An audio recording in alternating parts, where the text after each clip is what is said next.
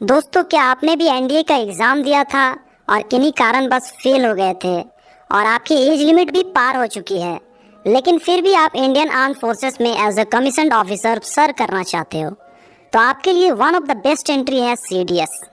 ये सीडीएस है क्या और कैसे ज्वाइन करें, कितनी एज लिमिट है, क्या क्वालिफिकेशन होनी चाहिए, इसका सिलेबस क्या है और सबसे अहम बात, सीडीएस के थ्रू ऑफिसर बनने के बाद सैलरी कितनी होगी, सारी चीज़ों को डिटेल से समझेंगे। वीडियो में अंत तक बने रहें। जय हिंद दोस्तों, कैसे हैं आप सब। चैनल पर नए हो तो जरूर सब्सक्राइब कर लें।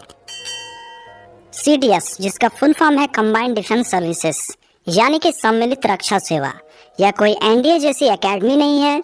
यह एक एग्ज़ाम है जिसके थ्रू आप Indian military academy IMA, Indian naval academy INA, air force academy AFA और ऑफिसर्स ट्रेनिंग एकेडमी ओटीए को ज्वाइन कर सकते हो।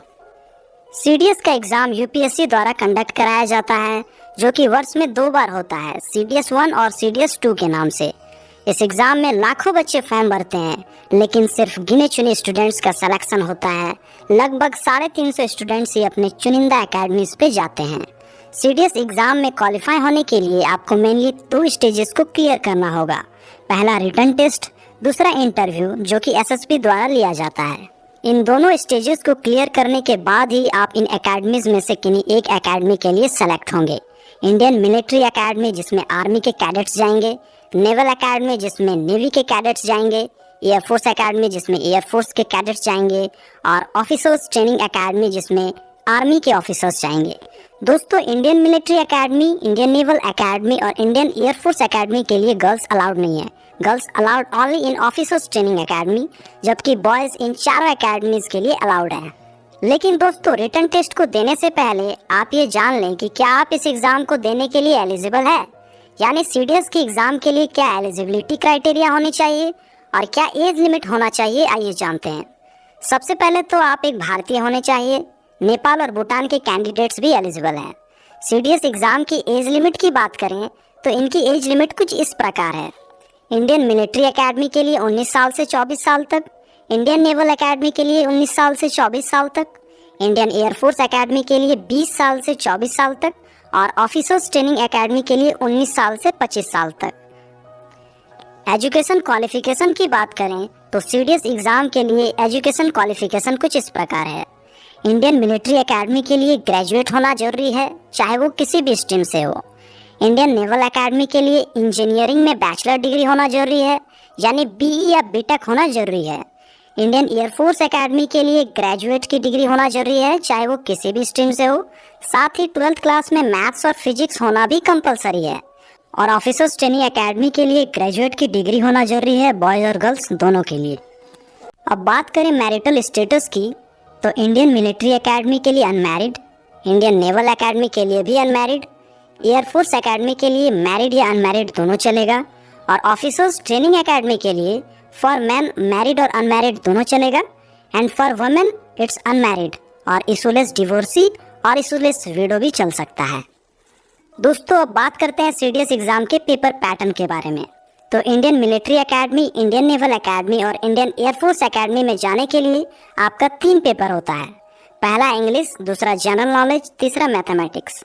इंग्लिश में आपके 120 क्वेश्चन होते हैं, जनरल नॉलेज में 120 क्वेश्चन होते हैं, मैथमेटिक्स में 100 क्वेश्चन होते हैं और सभी पेपर में आपका 2-2 घंटे का समय मिलता है।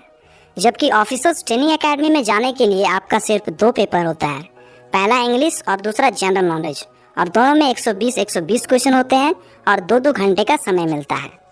बात करें इसकी मार्किंग स्कीम के बारे में, तो इंग्लिश 100 मार्क्स का होता है और 120 क्वेश्चन होते हैं। एक सही आंसर पे 0.83 मार्क्स मिलता है और गलत होने पे 0.27 मार्क्स कटता है। जनरल नॉलेज भी 100 मार्क्स का होता है और 120 क्वेश्चन होते हैं। एक सही पे 0.83 मार्क्स और गलत होने पे 0.27 मार्क्स, सेम एज इंग्लिश। लेकिन मैथमेटिक्स में 100 क्वेश्चन होते हैं और 100 मार्क्स का होता है। करेक्ट आंसर पे 1 नंबर मिलते हैं और गलत होने पे 1/3 मार्क्स कटता है। दोस्तों, अगर हम इसके सिलेबस के बारे में बात करें तो इसका सिलेबस कुछ इस प्रकार है। इंग्लिश में ये सारे चैप्टर्स हैं, आप स्क्रीनशॉट ले लीजिए। जीके जीएस में ये सारे सब्जेक्ट्स और टॉपिक से क्वेश्चन आते हैं और मैथमेटिक्स का सिलेबस ये है। दोस्तों, आइए सीडीएस एग्जाम का ओवरव्यू जान लेते हैं। तो CDS 1 का नोटिफिकेशन दिसंबर माह में निकलता है और उसी दिन से फॉर्म भराना चालू हो जाता है। फॉर्म भरने के लिए आपको लगभग 20 दिन का समय मिलता है। इसका रिटन टेस्ट अप्रैल माह में होता है, जिसका एडमिट कार्ड एग्जाम से 2 सप्ताह पहले आता है। रिटन टेस्ट का रिजल्ट मई के मंथ में आता है, जबकि CDS 2 का नोटिफिकेशन मई के माह में आता है और उसी दिन से फॉर्म भराना भी चालू हो जाता है। फॉर्म भरने के लिए लगभग 20 से 25 दिन का समय मिलता है। इसका रिटन एग्जाम सितंबर के माह में होता है और रिजल्ट अक्टूबर मंथ में निकलता है। दोस्तों, रिटन एग्जाम क्लियर करने के बाद आपका इंटरव्यू होता है, फिर मेडिकल होता है एंड देन ज्वाइनिंग होती है। अब बात करें इसकी सैलरी की, तो ऑफिसर बनने के बाद आपकी स्टार्टिंग सैलरी 56,100 रुपये से शुरू होती है और 2.5 लाख रुपए तक जाती है। So it is very royal job. Physical criteria क्या है, इसके इंटरव्यू और मेडिकल के बारे में डिटेल से जानना है तो कमेंट कर जरूर बताएं, इस पे वीडियो बना दूंगा। तो दोस्तों, होप आपको CDS के बारे में अच्छे से जानकारी मिली होगी। मिलते हैं अगली वीडियो में, तब तक के लिए जय हिंद।